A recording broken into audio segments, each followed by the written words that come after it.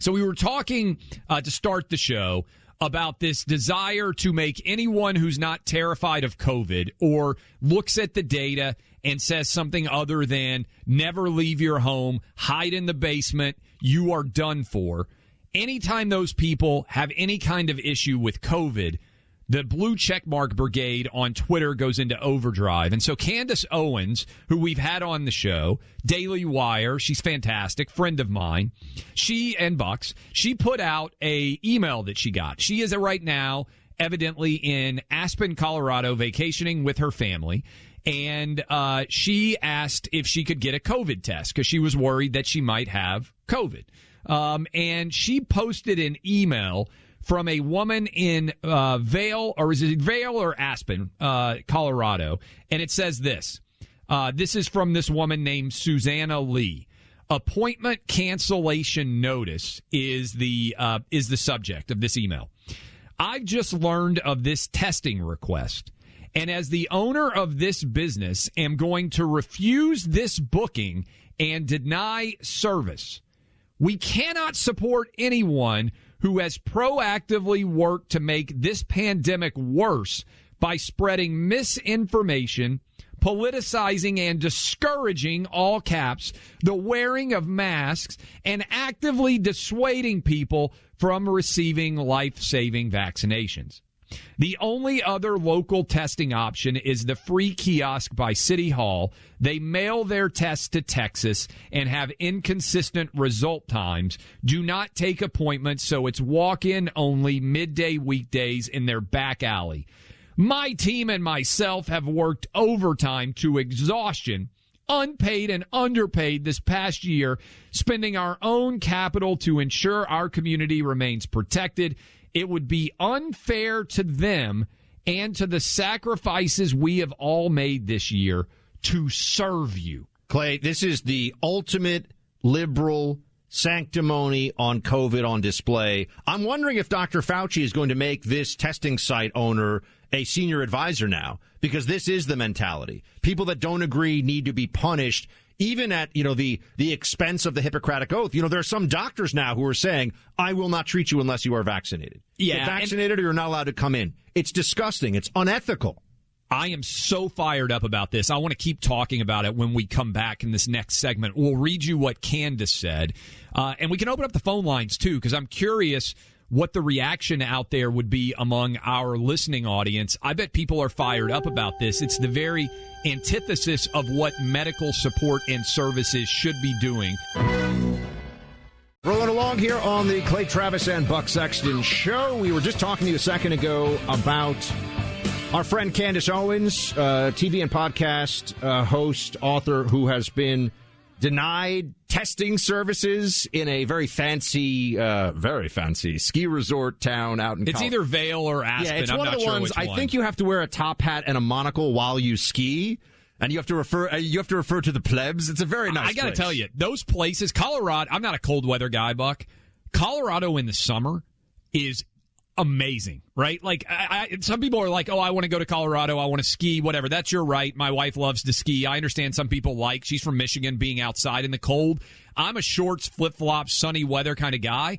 But Colorado in the summer is exquisite. Amazing trip out there because the weather's great. Mountains, you can hike, you can hang out. And so it's a great place to be. I love Colorado because specifically the whole state, but also in and around the Denver area, we have a tremendous and very loyal and brilliant listenership. So Denver is a fantastic city. We love our Denver, Clay, and Buck peeps, that's for sure. But okay, we were just telling you a second ago about what's going on here in the world of media narrative. They're all now trying to crush Joe Rogan with all these stories. And I told you they're calling it a horse ivermectin, a horse deworming medicine. And I just want to give you some examples of this. And it's hard to find a better, if you're looking for a toady of the Democrat corporate media complex, it's tough to do better than Mr. Stelter over at CNN Here he is. He seems to have admitted he has COVID because it's hurting him in the pocketbook. He had to postpone or reschedule one of his upcoming stage shows. So you'd think the economic consequences might get people's attention and make people think, make his fans think differently about the threat of COVID. But he is trying to portray this as if he is feeling better now. He's doing better now because of this cocktail of drugs and medications that he has taken. Of course, some of these are under emergency use authorizations. Others have been, discouraged by the CDC and the FDA. But when you have a horse deworming medication that's discouraged by the government, that actually causes some people in this crazed environment we're in to actually want to try it. That's the upside down world we're in with figures like Joe Rogan. So the horse deworming medication is reading off the talking points. Clay, the crazy cocktail he's taking includes medicine like the monoclonal antibodies, not really a medicine, it's a treatment, but that everyone knows is highly effective and very good. But CNN is willing to, because people are going to hear what they just said, and they're going to think, oh, wait, but Joe Rogan took the monoclonal antibodies, and those are emergent. The vaccine was emergency use authorization. This is propaganda. This is the Fauci fascism on display. It's so true. And this is why we are trying to constantly tell you guys, hey, let's talk about natural immunity, which Joe Rogan is going to have now, which we have talked a great deal about on this show, which almost no one will discuss, even though an Israeli study has shown that the best protection you can have, up to 27 times, the Israeli study showed, 27 times as valuable is natural immunity compared to vaccinated immunity. But the goal here, Buck, is to try to make people like you and me and Joe Rogan, they're trying to delegitimize anything that we say. This is, you're right, propaganda, but it's also an attack. This happens to us every single day. Biggest radio show in the country. We're trying to be as honest with this audience as we can be because we love and trust you guys, and I think that's the best thing anybody can do is be 100% honest every day. That's what Joe Rogan does. They're trying to go after us because they are scared. They're scared, Buck, that if they are something other than sheep, that they are going to have to worry about data not supporting everything that they said, and so they have to attack us because you can't attack the data. But it's not even just, and I know you're going to tell us Candace's rejoinder here in a second, but I think that's important for us to understand. Yeah, they want to say, Brian Stelter can say whatever he wants about us all day. I don't care. And, look, this is media. We say things about them. They say things about us. The things we say are true, but that's a whole other thing. But they're actually taking action now, Clay, that harms people. I mean, they're abusing children in an anti-science fashion by masking them up. They're rushing through. There were those 2 FDA resignations yesterday. Remember that? Yes. Who were saying, "Wait, hold on. We're gonna say this is fine for kids. Are we doing this because of the politics or because of the science?" There's so much going on here that needs to get honest treatment, but instead, what they want to do is coerce and threaten and not give tests to people like Candace. And people can say, "How do you win?" I think we win, Buck, by pointing out the absurdity of the other side. And so here is Candace Owens' response. So if you're just getting in your car, our friend Candace Owens is out in Colorado, wanted to get a COVID test, requested it. The owner of the clinic refused to give her a test and said because of her politics, she wouldn't allow her to get a test. All right, here is Candace Owens' response. This is great. Brace yourself, folks. It's going to be good. Dear Susanna, I wanted to let you know this might objectively be the most hilarious email I've ever received in my life. Truly, I've never laughed harder. Nothing screams, quote, "this virus isn't political," quite like Googling the names of the people who book tests with you and determining on a case-by-case basis whether or not you will let them comply with your community COVID measures. Nothing screams, quote, "I love my local community," quite like refusing to test people who are going to a local event and wish to ensure they are negative and therefore do not spread the virus. That nobody stopped you from hitting send on such an emotionally unstable and hysterical email leads me to believe the people who work for you must love me and would therefore never deny me this entertainment. It's hard to pick just one, But I think the best part of your virtue signaling rant is the arrogant assumption that you're the only person who can administer a COVID test from here to Texas. LOL. Cheers. Candace Owens. I mean, that's how you win, Buck. That's classic Candace right there, too. Good stuff. By ridiculing the absurdity and mocking. This is what good late-night TV hosts used to do, Buck. They would take advantage and mock people in positions of power to try to hold them accountable. And it is what now the left has become so anti-humor and so unable to see because they're so focused on their strident virtue signaling, they don't realize how ridiculous they look to the rest of us.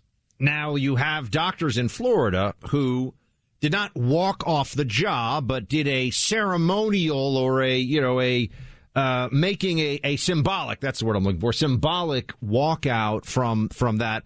But people have in private practice and people in other places across the country, medical doctors who, the Hippocratic Oath and do no harm and all those things. You think that's pretty important. They're saying, can't come to my practice unless you're vaccinated. They're saying, and you have people like Don Lemon on CNN.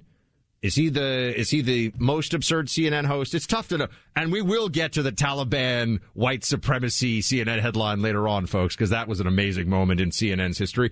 But Don Lemon is out there saying that, you shouldn't be allowed in the hospital if you get sick with COVID and you're not vaccinated. To which, first of all, they make no exceptions for any of this. They don't actually talk about people there are some people who truly, medically, everyone agrees, it's risky for them to get this vaccination, but they won't talk about that. They don't care about religious exemptions. And they don't, of course, the vast majority of people listening to this right now, freedom exemptions, as in I don't want the government jabbing something into my arm or making me do it so I can live my life, especially given all the considerations of what's the risk profile? How many shots do I have to do? Well, they're so dug into this, Clay. And it's not going to stop till we beat them. I agree with that. Doctors treat people, Buck, who make awful health decisions all the time. Obesity is the number one controllable aspect of COVID that we have seen from all the data. People who are wildly overweight get treated in hospitals. People who are drug addicts get treated in hospitals.